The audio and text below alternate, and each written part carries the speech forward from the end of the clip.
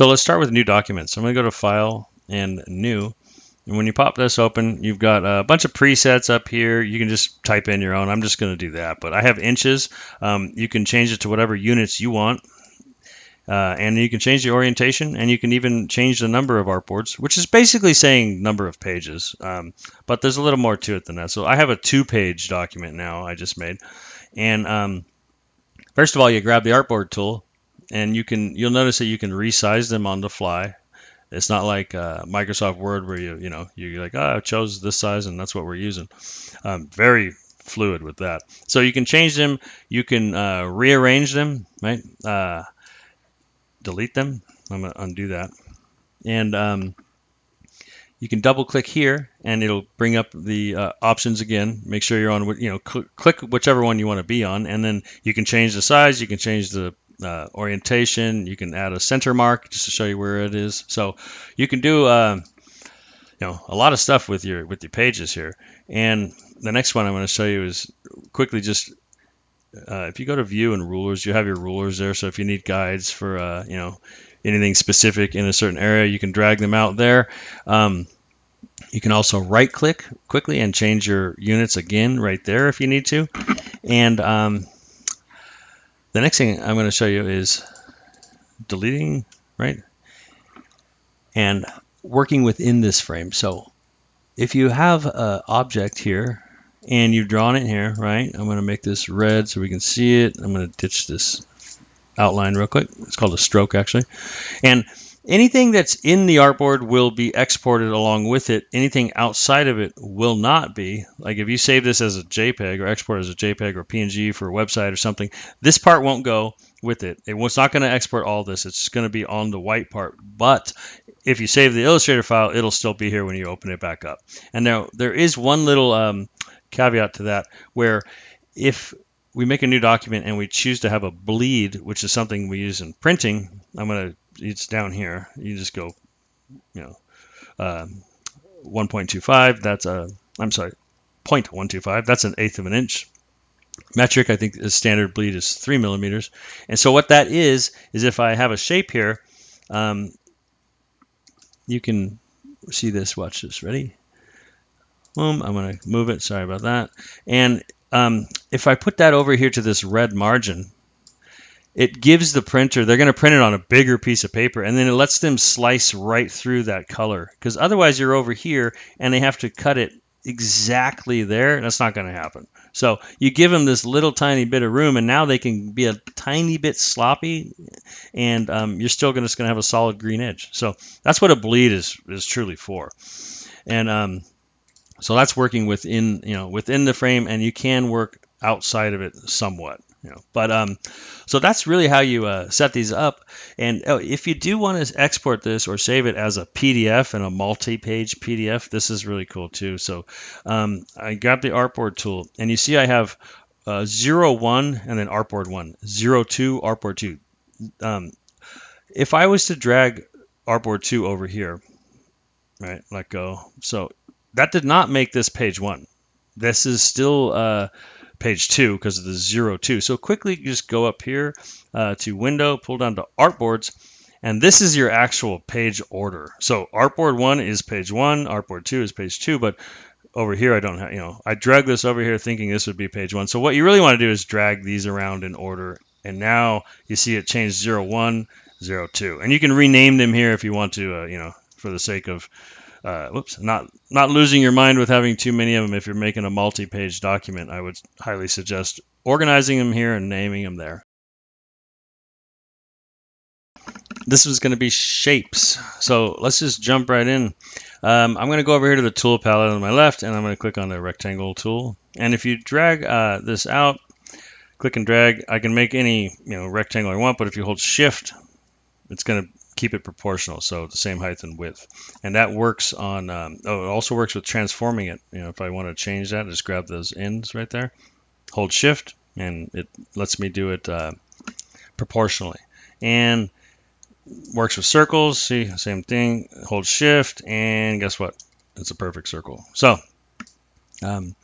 Those are the two basic ones. We can do a star here. I'll show you something cool. You drag out a star, and I'm still holding it down, so I haven't like let go of the mouse yet. And if I use my up and down keys on the keyboard, it can add how many points there are. And all of these shapes in here, if you, I'll show you right here. If you just grab the rectangle tool and come out here and click, you can make a specific size. 500 by 500. Boom. Right. 500 pixels by 500 pixels. So it's pretty cool, pretty powerful stuff. Yeah, I'm going to get rid of those for just basic shapes, and I'm going to draw another one, and I'm going to show you the stroke and fill. So you have this white box here and a black outline here. So that's basically, this is filled with white, and it has a black outline. I'm going to change it over here. I got color, which you can get from window and color. Right, that'll pop up, and then you can click around in here and fill that up, or you can come up with your own color from mixing CMYK or RGB, which is red, green, and blue. So you can mix those up all you want, and then if you simply click on the black outline here, same here. You can change the outline color. So I'm just going to make it, I don't know, something bright so we can see it pink, and we're going to go up here to window, and I'm going to show you stroke. It's probably already out. So stroke is out, but you want to click on that, and I have it right here. And there's one more little thing. You can hide and show options in a lot of these palettes, so make sure you do that. And now I can make the weight heavier, which is the stroke weight, which basically is saying thicker outline. And then that put it right in the middle of the line here. So you can play around here with the line stroke. You can go to the inside or the outside only, or to the center of the edge of the square. So, and you've got corner stuff here. See that? This is a cap. This is if it wasn't a square. So you've got options there, options galore, really. And changing colors, yeah, like I said, you can change the stroke color here too, and then just pop back there, and then I can change the fill color. And now we're going to jump into combining shapes real quick. So I'm just going to delete that, and I'm going to draw two circles real quick. Where's one? Here's two. And I'm just for the sake of appearance, I'm going to get rid of the stroke. And by the way, you can when you do activate one of these, you can just click that a line through, and it'll get rid of whatever it is. If you want to get rid of the fill, you can do that too. I'm just going to undo that, but so you can see that. Now, this one is a really fun one. It's called Pathfinder. I'm going to pull that out here. I'm going to get rid of stroke for now, and you access that also through Window and Pathfinder right here. And watch this. You're going to bring these two over here. Now, like, let's say if I put a stroke on these, right? Boom, and go over here. Oops, I need to make that. I need to beef that up a little bit. Oh, you can actually beef up stroke up on your control bar up here. See this up here at the top I'm pointing out? Stroke's right there as well. And if that is not visible, just go to View and Window and Control right here. So now that I have this, you can see that these two circles are just stacked on top of each other. But say I want to make them one, and I don't want that outline going through there, right? Select both of them, and you go to your Pathfinder, and you hit here. It says Unite. Right? So now you've got, they're both, this is permanent, but now you have some pretty unique shapes, right? And that's really cool. But just so play around with these. I would just, I can undo that and, try a different one. Minus front. So whatever object is in front, which is this one, and you can arrange objects too, by the way, just up here and arrange, bring to front, move to back, right? So this is in the front, and so if I select both of these and I hit minus front, oops, that wasn't it. This one, it cut whatever was front out of the one in the back. So, if you want to make a crescent moon, then that's how you do it. But and then I want to show you one more thing here, selection. So I am using the selection tool. This is your normal selection tool. You click, you drag, you move. But this is a direct selection tool up here, the white arrow. And what that does is lets you select the points that create this thing. So if I click that, I just have that one now. See that? So I can drag this around, and you can move the little handles here. See? So you can manipulate the shape just all you want. It's pretty wild. And I'm going to draw a rectangle for you. And you'll see that what I have I have these little guys. These are corner radius handles. See that? So I can round corners. And I'll show you a quick one here. The direct selection tool, if I use the regular one, it gives me all four corners, right? But what if I just want one? So I can click on this, boom. I just click on that only corner, and now I can just round that corner. So the direct selection tool is for parts of an object, and the regular selection tool is the whole object. So that's the basics of shapes, combining them, coloring them, modifying them. This is going to be working with text. Text is a fun one. There's a lot going on with text, but I'm going to try to keep it as simple as I can. But if you click and hold the type tool over here, you'll see there's various ones, right? First and foremost, if you just click out here, here we go, how to type. So you have, I just typed just a basic little word, and you can go to Window here, pull down to Type, and we're going to get out Character, and we're going to do that one more time. That popped up on my other screen. There you go. And we're going to go down and type again, and we're going to get Paragraph. So and both of these have little guys that say Show Options, so it just gives you more. This one's a little bit less, but it's hyphenate. You're going to like that. You might. So yeah, it gives you a little bit more options. I don't know why they don't just show them all, but they don't. So I'm going to increase the size of this. I'm holding Shift. That lets it jump up by 10. Or just one at a time, whatever you need, or you can just type in there and change it. So I have this going, right? This is called point type, and you can just keep on typing. It'll just go forever. Watch. So I'm just going to go like that. And if you want to do a return, you just hit return and then you keep going. But it'll go all the way off the page, right? It won't stop unless you hit return. So if you have a certain area where you want to, let me get rid of all this, where you want to keep the text right within it, I'm going to go like this, boom, and let's say that I want all my text to be like on the left side of this black box, right? Okay, cool. So how do we do that? We click on the type tool again, but then now I'm just going to drag and see this? I'm going to drag it out like that, boom, and let go. And then you make the font smaller. You can do that up here too, by the way. This depending on what you're clicking on, this changes. It's called the control bar. It's window, window and control. If this isn't checked, that's not going to be there. So make sure that's on. It's really handy. You don't have to keep opening all the palettes. But so I'm going to shrink the font down a lot. But so this is going to actually keep it in there. So you keep typing, right? And it's just going to hit the returns for you, and et cetera, right? Boom. And then if you need hyphenation, like I showed you earlier, I mentioned, you can hyphenate it.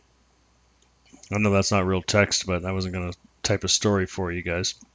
And if it does get too long, I'm going to shorten the box actually. So you can still mess with the box size. And I'm going to go here, and if it doesn't fit, you get this little plus. That means overset text. So that means you're either going to need to make the font smaller, right? Now it's not there. See, you get a little big, too big, then it gets cut off. So you can make the font smaller, or you can mess with the leading and the spacing, the vertical spacing. See this? I can squish it all together. I can, you can do any of this stuff. You can spread out. You can make the letters closer together or farther apart. So there's a lot going on here. I would suggest just messing around with it and then just deleting it. Don't try to get everything perfect on the first go. Just be experimental. You can always hit undo, So there's another complete other side of text that I'm going to show you now. If you want to access the type tool, just hit T on your keyboard. And I'm just going to say, I'm going to type out logo. And I'm going to make this a bolder font. And, if you want to access all your fonts, they're right here, or you can go to type and font. And then it gives you a little, it even shows you what they look like on the right side. So, and you can drag text bigger, but this is live text. So there's a lot of things I can't do to this while it's live text. But I'm going to show you a couple things you can do real quick. Like one thing you can do is you can, let's shrink this down and make it look closer together. Like if you were going to do some, like a cool techie logo, you might want your text closer together or something. So you can do that here, and gives you something like that. I just did an option drag, by the way, to get me a duplicate of it. But I'm going to show you something way more powerful than that, because like, for instance, you can't combine these letters. Like if I get the Pathfinder out, which I showed you in the last video, and you want to combine all these into one shape, it's not going to do anything. See? Nope, can't do it. So you need paths, and that's you get that from text. See, I can still type on this, right? So I'm going to click the text. I'm going to go up here to type, and I'm going to go to create outlines. Now I've made it into a shape like I drew it, and it is grouped by default. So you go to object and ungroup, and you have that. Now I can move these around freely, and I can also just go like this. I'm going to hold shift because that keeps everything in a straight line. If I don't, I can move it around like that. And then you can push this over, maybe a little too far, and like that, and like that. So now I've combined them. I mean, I've overlapped them, but you can still see that they're, individual letters. So if I get my Pathfinder out, I'm going to unite them. Wait, I'm going to add a stroke real quick. Click on the stroke. I'm going to make it something we can see. I always try to make these as ugly as possible so we can see everything. And now, so you can see, the strokes are going over each other like I showed you in the last vid. But I'm going to hit unite on this, and booyah. Look at that. So that's pretty cool. That's how you combine the letters into like a full-blown shape. So let's move to the next one. I'm going to get type on a path right here.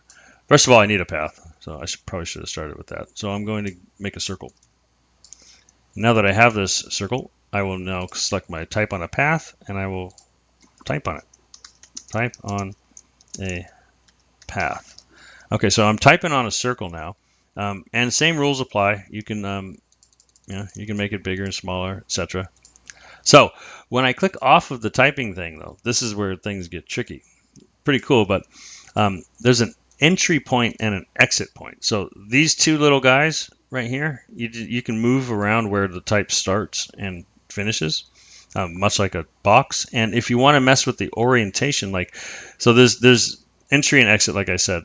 If you move the exit point around, it starts eating up the text. See that little box came back?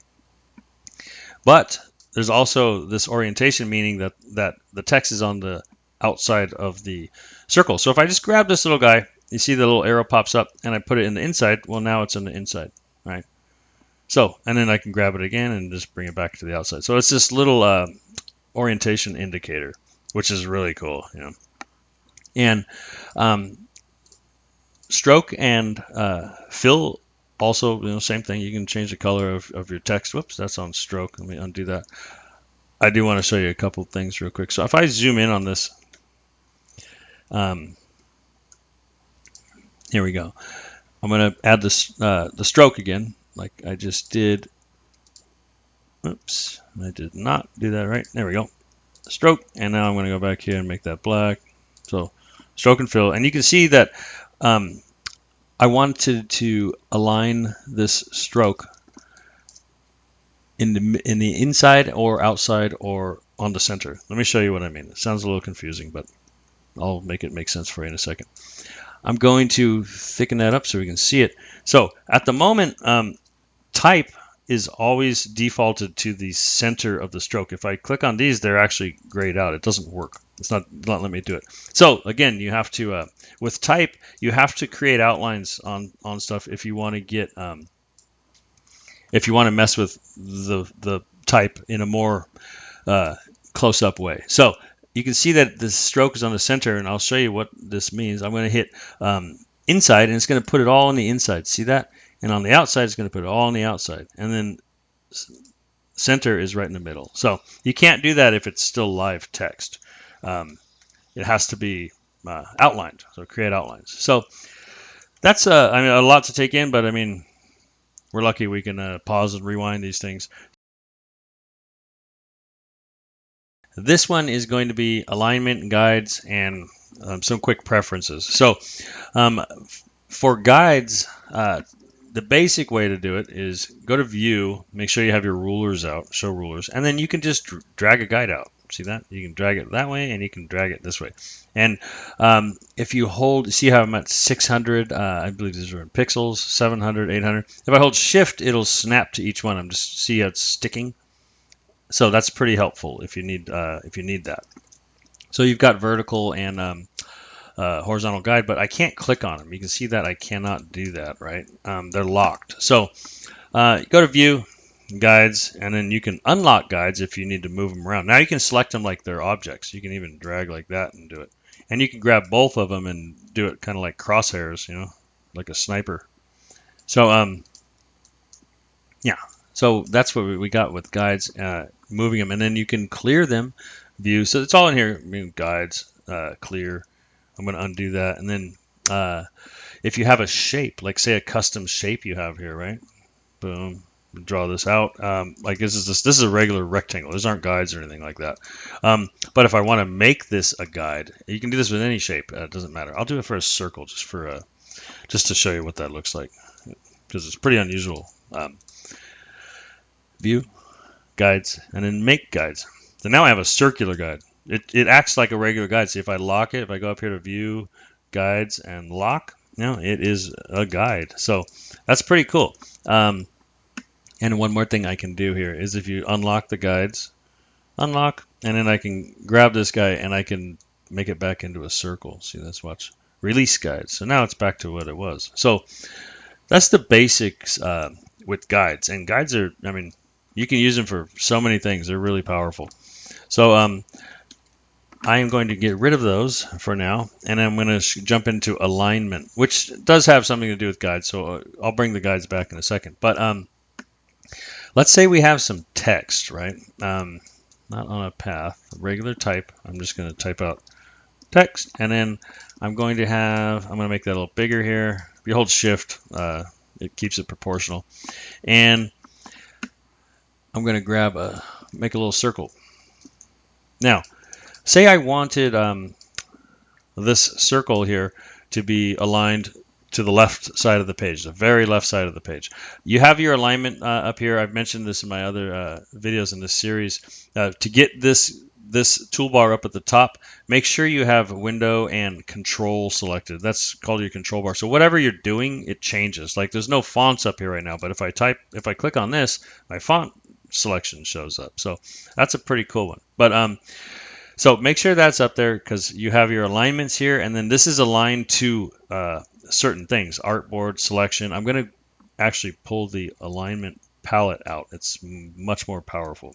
And then you just go options. Now you can see everything here. So at the moment you click on this, this is aligned to, you can hold it over there, artboard. So this is going to align to the page itself. So if I hit center, it's going to put it right in the center of the page. If I want to do center vertically, boom. It's not going to get any more centered than that. That's the computer saying this is pixel perfect center. I want to go to the left. I want to go to the right. See, this is kind of fun, right? Yeah, so, and then we've got top, bottom. So I would suggest playing with this. Just, click around, undo it. That's what undo's for. Just go for it. And now, say we have this over here, and typically if you grab two items and I hit align, watch this. It's just going to stick them kind of like in the average, probably either right around here somewhere. So watch this. See that? It's like the average of where they were. But let's say we want to bring this text right underneath this. I don't want the circle to move at all. So I'm going to grab both of them, and then I'm going to change this key object here, right? What you do here is you can click on what your key object is. You don't have to hold Shift or anything. Just click on it, and then it gives you a different selection here. Now if I hit center, it's going to move just that text over. See that? The circle didn't move. So that's actually something that is not the easiest thing to figure out unless someone tells you exactly where to click, because I've taught that to so many people in my life, I can't even count. So that's a really good one for alignment. And then you can align, obviously, if I switch back to artboard here and then click, you can align both things at the same time. No worries on that. And then let's go back to guides. I'm going to pull a guide out again, and I'm going to bring the circle over, and you see how I'm getting close, but it's like not aligning. Like, are you sure it's right on it? So what you want to do, go to View and pull down to where are we? Smart Guides. Boom. So turn Smart Guides on, and Yeah, see that? Now it's snapping over there. Boom, it's connecting, and it even does it to the center. It can right there, and the other side. Now it snaps. So now you don't really have to sit there and zoom in because you can get super zoomed in on it. But rest assured, if you have your smart guides on, it'll snap. Pretty rad. And then up here you can change your units for your guides quickly by right-clicking here. I've shown this in other videos in this playlist, but it's always a good refresher. Just so fast to do it up there. And the way to do it for all your settings going forward, your documents going forward, is up in preferences. That'll make it so anytime you make a new document, it's going to be in whatever you have chosen here. So that's the basics of guides and alignment. I'm going to show you saving and exporting. This is probably a little quicker than the other ones, but let's jump in. So you've got your artwork, your logo, whatever it is, your brochure ready. And you're going to go up here to File and Save As. Now, this is your basic saving options, but I want to show you this so you find out your folder, wherever you want to save it. But let's jump down to here. So this is Adobe Illustrator. This is an AI file, not artificial intelligence, but Adobe Illustrator. And people will ask you for that. Do you have an AI? Do you have a vector? Like, this is what this is. EPS is pretty much obsolete these days. It's an encapsulated PostScript. It's for printing. But biggest thing you're going to want is PDF or Illustrator. PDFs are very compatible with Illustrator. You can open them right back up in Illustrator and they'll be the same. And then we have SVG, which is a scalable vector graphic. They're used in drafting and also like Cricut cutting machines and sticker cutting machines, stuff like that, uses SVG style files. So Illustrator file though probably is where you're going to want to save this as, but that's the options to save as, but there's a lot more in exporting. So when it comes to exporting, the most tried and true way is just go up here to File, Export, and go to I go to Save for Web Legacy because it just gives you all these clear options on what you're doing here. So this is a PNG and it has transparency. If you click off the transparency, now it's got white. So typically if you're gonna use a PNG, I would suggest the only reason you really need to use it is because you want a transparent background, maybe for a logo for a website or something. If you change it to JPEG, now we've got JPEG, I don't know, I always bump them up. The file sizes are still pretty small these days. Compared to what they used to be. So yeah, 100 JPEG, but that's always going to have a background. There's no transparency in JPEGs. And a GIF is typically used for animation. They're really smaller files, but they are not that high quality, especially in color. I do have a black and white example, but if it's color, you can kind of see it degrade. So I would, if you're using these for web and it's not an animated thing, PNG if you want transparent, JPEG if the background is fine. And one awesome thing to do here, let me show you, cancel. If you click the artboard tool, you see in the first video of this series, I believe, I'm going to show you, this is pretty powerful stuff. Double click that artboard tool, and in your preset, you have a bunch of stuff, right? It just goes on for a while there, but the very second one, I was going to say first, second one is fit to artwork bounds. Watch this. So you click on that. For some reason that didn't go. Okay. And hit OK. And it's just going to go right to your artwork. See that? So this, if you're trying to get a logo for like, the left corner of your Shopify site or whatever, this is what you want to do. So you got that now. It's right to the pixel. It's perfect. And then you would go up here to export and save for web, transparent. See? So now you've got the exact size and a transparent background. Obviously, like I said, you could go to JPEG and stuff, but for this example, more than likely, if you're exporting a logo for a website, you're going to want it on a transparent background. That way, even if it's on a solid background on the website, you don't have to make it the same color. Just leave it transparent, and it'll fill in the color for you. Or if it's over an image or whatever it is. So that's pretty cool. And if you've got artwork I'm going to undo that. Let's say we've got some type here, and you don't want if you're using a special font, whoops, I just pasted that. Let me get rid of that. If you're using a special font that you're sending this somewhere to get printed, and they don't have this font. Let's say they don't have Myriad Pro or whatever font it is. They're going to open this. It's going to give them a font error. Sometimes they can download it, but if you really want to make sure that there's no issues, just go up here to same thing we've done in the other videos in the series. Create outlines. Type create outlines. Now there's no font, so they're not going to have any font issues if there aren't any fonts. So that's another thing to just think about when you're going to send something off to a printer to be printed. So that's that. That's the end of this series, really. You should have the basics of Illustrator now, probably in 30 minutes or less, I would say.